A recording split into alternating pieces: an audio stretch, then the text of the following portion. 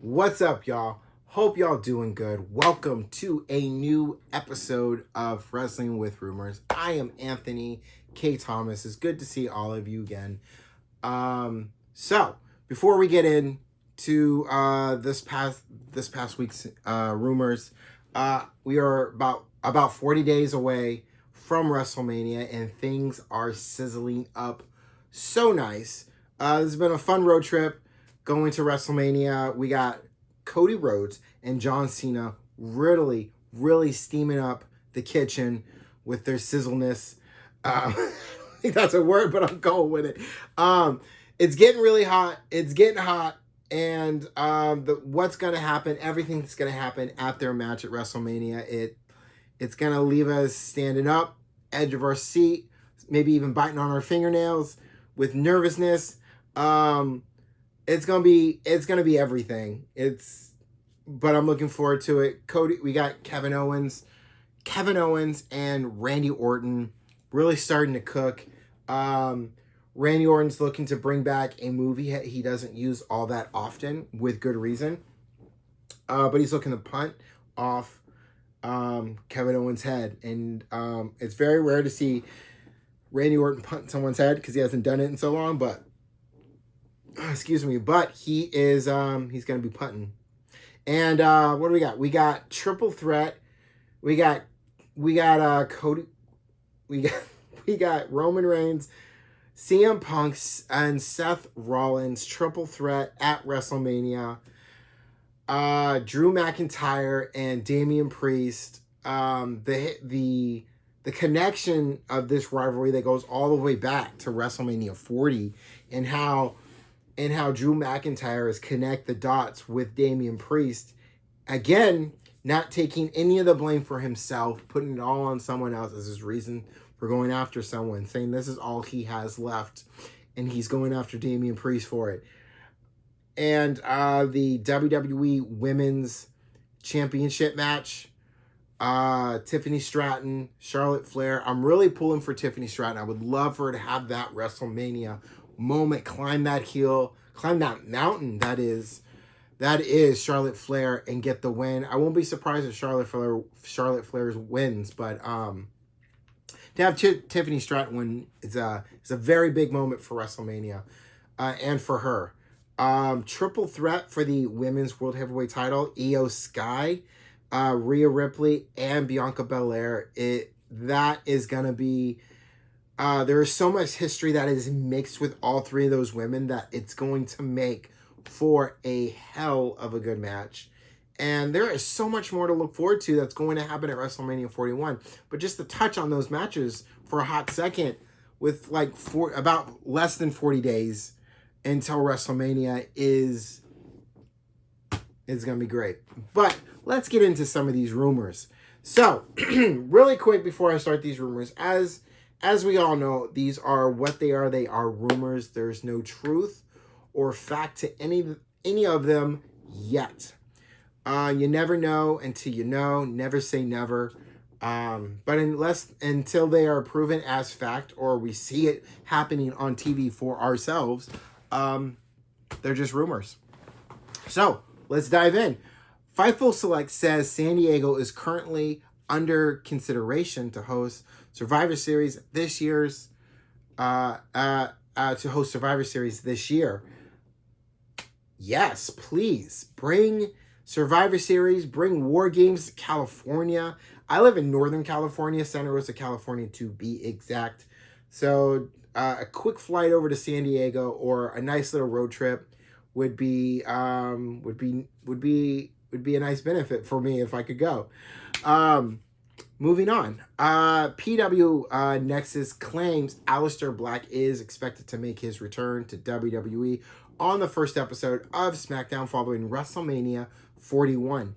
As I said on an episode of the Recap SmackDown edition that is available on my channel, I talked about how the number 4 looks to actually be representing the 4th month in the year, and the 4th month in the year is April. So as long as this remains true, and the way that whole kind of vignette thing is set up to look like it is definitely Aleister Black, this feels like that is when we'll see Aleister Black, is that first episode of SmackDown after WrestleMania, SmackDown after Mania. So yes, please let that be true, and we will keep our eyes open and our ears good to go. Although she worked the NXT Roadblock special, Fightful note that Roxanne Perez is expected to continue her feud with Bayley on the main roster. This is something that I talked about a couple episodes ago on Wrestling with Rumors, as we were getting close to Elimination Chamber at the time. Her doing those few matches, having that qualifying Elimination Chamber match she had on Raw, and the feud that she has started with Bayley on NXT, for them to continue it on the main roster, more than likely on Raw. Absolutely, this goes to exactly what I was talking about. Roxanne Perez is practically already in the main roster, with then the few times that we've seen her in the main roster and what she's done on the main roster, and how fast she has come up since making her debut, that she is more than ready for the main roster. And this feud that she started with Bayley, I'm very much looking forward to that continuing and seeing how that all eventually finishes in the main roster when they ignite that thing back up, which will more than likely be after WrestleMania. But I'm looking forward to it. Roxanne Perez, we are all ready for Roxanne Perez in the main roster to see what she could do. More opportunities at championships for her in the main roster. So let's get it going with Roxanne Perez. Despite some talks of being injured, Fightful says Scorpio Sky is fine and simply waiting to be used by AEW.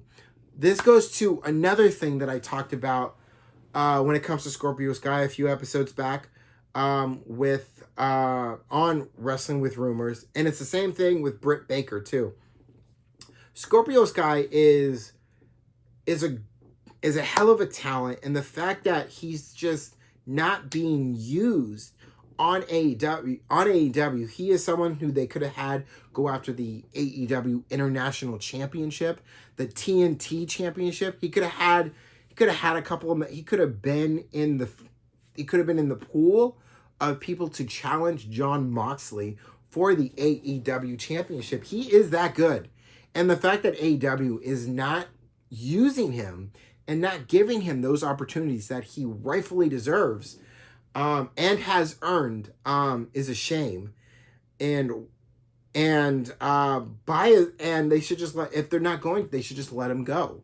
And I'm being biased when I say this, but hopefully I see him in WWE. I see him, let him get his feet wet like Ricky Saints is, and have him go to NXT, let him get his feet wet, have him go after the North, have him have a few matches, let him build himself up within WWE, even though people already will know who he is. But for fans who may not watch AEW, let him build that up, and let him go after the NXT North American Championship. Let him build that up, then go after the NXT Championship, and then bring him to the main roster. Have him come to Raw. Have him come to SmackDown. I'm being biased when I say that, but he is a hell of a talent, and he would bring so much to NXT, the men's roster for NXT, for Raw, and for SmackDown. Or let him go to TNA. Let him go to New Japan Pro Wrestling. Let him go. Let him do something where he will be used. Because that is a hell of a talent that should not be sitting around being wasted. And it's the same thing for Britt Baker. Britt Baker is a hell of a talent and brings value to any women's roster and locker room that she's in. AEW. And the fact that she's not being used, and granted, she's been keeping herself busy. She's been doing those those exercise videos that she did that we saw, that some of us have seen, that DDP had posted on social media, and seeing the stuff that she's doing with her family, that is all good. That is all great and stuff. But she's a hell of a talent that could be having some kick-ass matches in the squared circle. And the fact that AEW is not using her either, I'm gonna say the same thing I said a few episodes back on Wrestling with Rumors. Let her go. Let her go. Let her go somewhere where she'll be useful. Biasly, WWE, whether it's an NXT or the main roster in Raw or SmackDown, she brings value. She would bring value to the women's locker room, the women's roster in WWE, be it NXT, be it Raw, or be it SmackDown. And that's all I'm going to say about that when it comes to Britt Baker and Scorpio Sky. They both have value, and they both bring value to any locker room, any roster that they are in. On a recent Fightful Select Q&A podcast, it was said Jeff Jarrett's feud with MJF was supposed to last longer, but Tony Khan ended it to start building the MJF's feud, start building to MJF's feud with Hangman Adam Page regarding AEW ending Jeff Jarrett's world title chase angle without resolving it. Snap said, it wasn't good, it didn't work, and they moved away from it. Yeah, they cut the cord on that very quickly, because he went from that to then commentary on 0 Hour, and nothing else came from it. We haven't seen him on TV since. Oh, well, at least in a match. And that's, I don't put that fully on Jeff Jarrett, that ended as fast as it did. I put that on Tony Khan. I put that on creative, whoever Tony Khan has got with him on creative, because they could have given Jeff Jarrett the Sting treatment, and Jeff Jarrett deserves the Sting treatment. He's a legend. He's a Hall of Famer. He deserves better than what he was given in this. And for him to have it cut off the way he did, they could have slowly let it build, let him go from match to match to match, let him build up, have this grand ending possibly at All In for the AEW championship. And whether he wins it or not, you have this moment, whether or not he wins or not, at All In.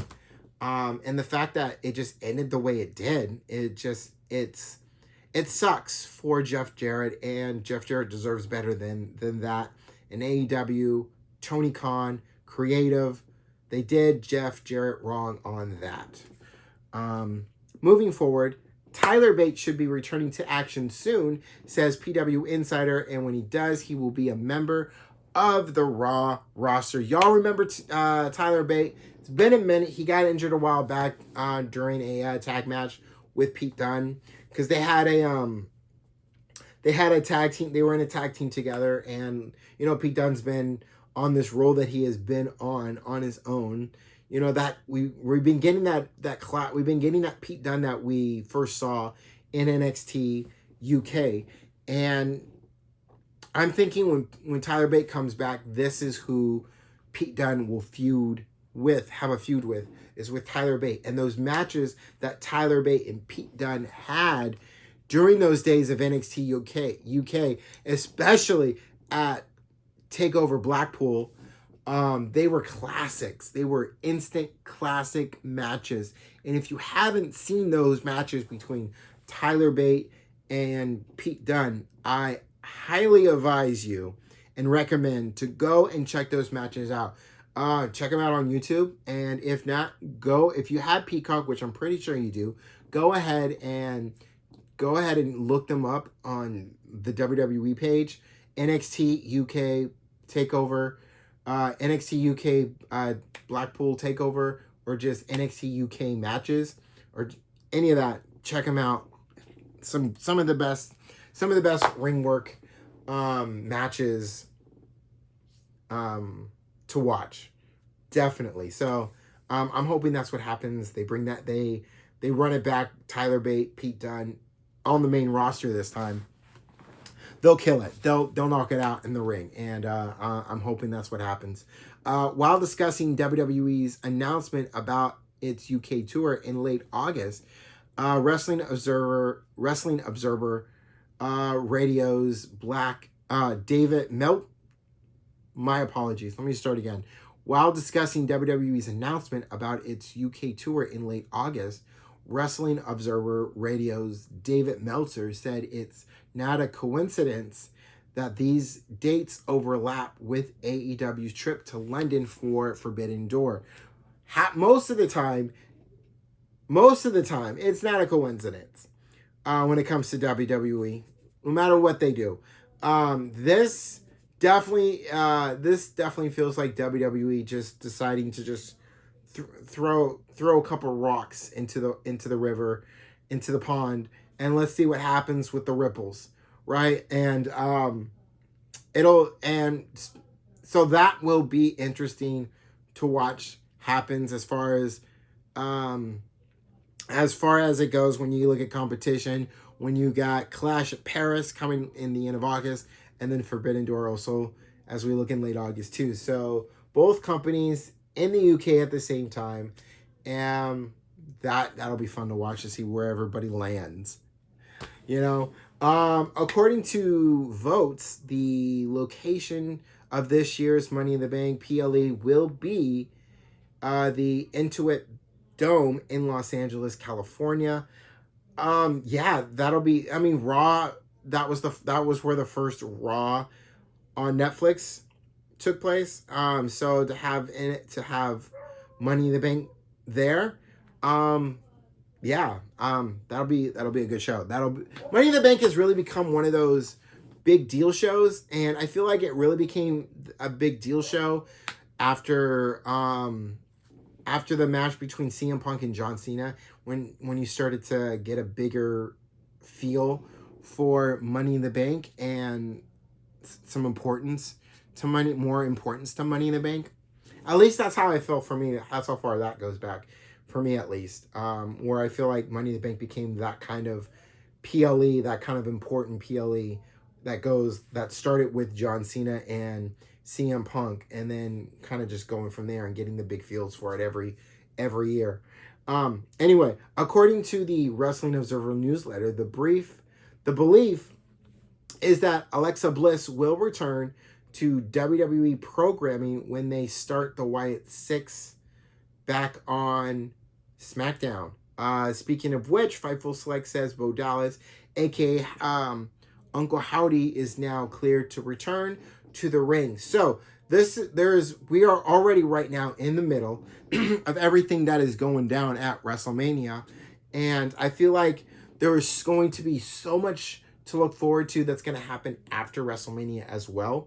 And I feel like the Wyatt Six, Alexa Bliss, all that stuff, that is stuff that's going to be part of what to look forward to after WrestleMania. And I feel like something like that will start probably the SmackDown after WrestleMania. Outlet also confirmed that Rey Fenix has signed with WWE. Now, with that supposed Aleister Black vignette that we saw, we also got a second vignette, and it was what looks like, and it really feels like Rey Fenix moving in the ring. The lightning was orange. This feels like who it is, Rey Fenix. And as I read in a previous episode of Wrestling with Rumors, that Rey Fenix was looking to debut after the UK tour. So if I'm right, Rey Fenix will debut March 31st, which I believe which would put it in the first episode of Raw back in the United States. Yeah, that's where I feel like that probably when it will happen. Penta, his brother, is already in line, it looks like, to get an Intercontinental Championship. So I'm feeling Rey Fenix possibly debuts in a way where he helps his brother in some kind of trouble that's going to happen during or after the Intercontinental Championship match.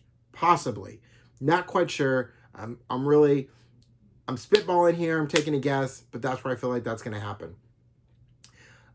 Moving on.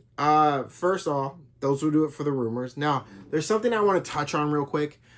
Earlier in the past week, WWE started debuting, started showing this commercial of Triple H, The Miz, and Wade Barrett, and Triple H was talking about how all this time that they'll have after WrestleMania, and that they should, maybe there should be something else that can, some kind of something else that they can do after WrestleMania. And Miz suggests a roast. And at first I didn't think anything of it, and I wasn't really paying attention at first because, because, the roast is not going to be televised. We're not going to be able to watch it on Peacock or anything. It's just whoever wants to buy tickets and wants to go and have some laughs and have a good time. And then I saw who was going to be, and then they showed it again, and then I really paid attention to it on Friday while watching SmackDown. And I saw who the host, really paid attention to who the host was, and the name was very familiar to me. Like, I've heard that name before, and something within the news about that name. And the name was Tony Hinchcliffe. I think I'm saying that right. The whole thing is called The Roast of WrestleMania, featuring Tony Hinchcliffe and friends. And then I needed to see if I can familiarize myself with that name, and where I've heard it, so much has happened. And then it came up, and I'm like, that's who that guy was. And let me tell you, so Tony Hinchcliffe is the guy that was on the news that talked about, that said Puerto Rico was garbage. Who at a Trump rally in Madison Square Garden that had a very I'm just gonna say it, a very Nazi feel to it. At Madison Square Garden, like the Nazis held at Madison Square Garden back during the days of World War II.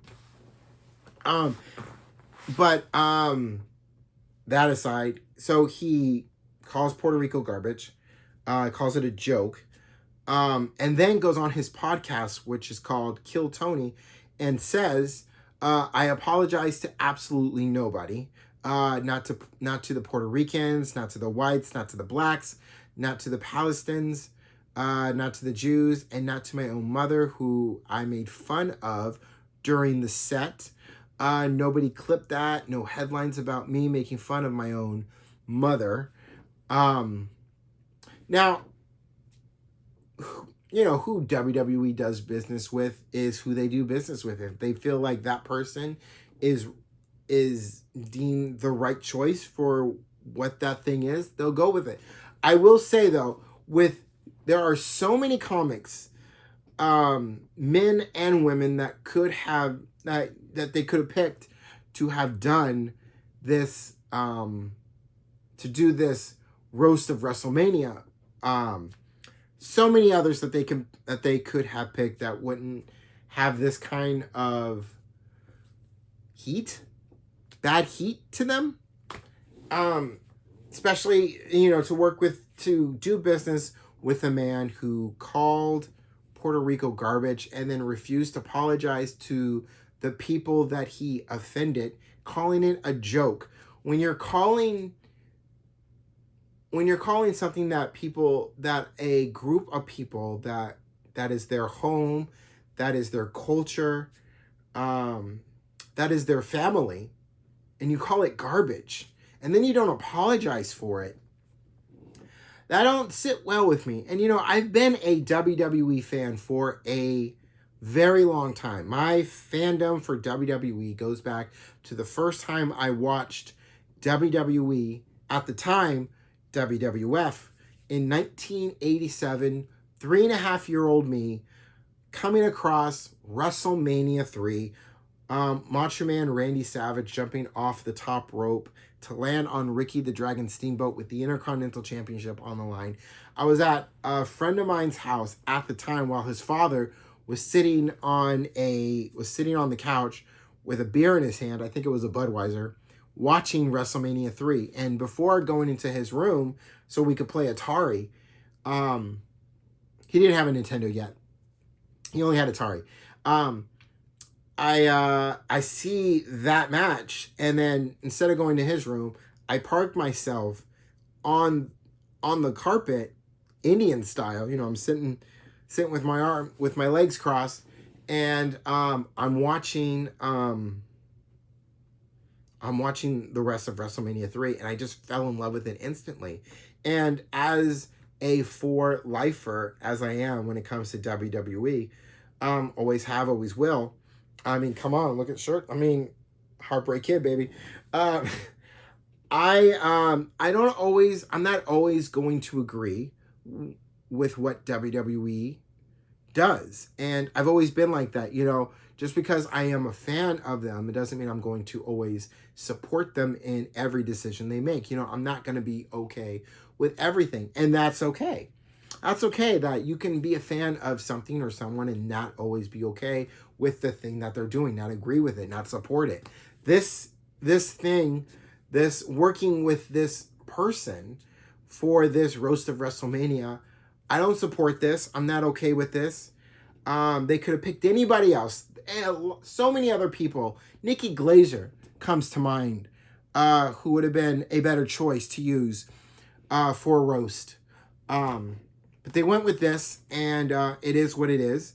And whoever goes to watch it, I regardless of him, I hope people who go to watch this still have a good time. But I'm gonna move away from this, and I'm gonna go on try to end on a more positive note here, and let's talk about this Monday on Raw, Glasgow, Scotland. Who will be Jey Uso's partner at against A-Town Down Under. And I'm feeling like we're in Glasgow, Scotland. There is only one person that comes to mind, and no, it is not Sheamus. I feel that if we say his name, he will appear, because I believe in Joe Hendry. Yes, Joe Hendry. I'm feeling like this is going to be a great opportunity to see Joe Hendry on Monday Night Raw, teaming up with Jey Uso to take on A-Town Down Under. So I am hoping for Joe Hendry on Monday Night Raw. And that's where I'm going to leave it. And I appreciate all of you for watching, for listening to a new episode of Wrestling with Rumors. I am Anthony K. Thomas. And I want all of you to keep your head up. Continue to take it one day at a time. And with everything that's going on in the world today, don't forget to take care of yourselves. I will see y'all on the next one. Peace, y'all.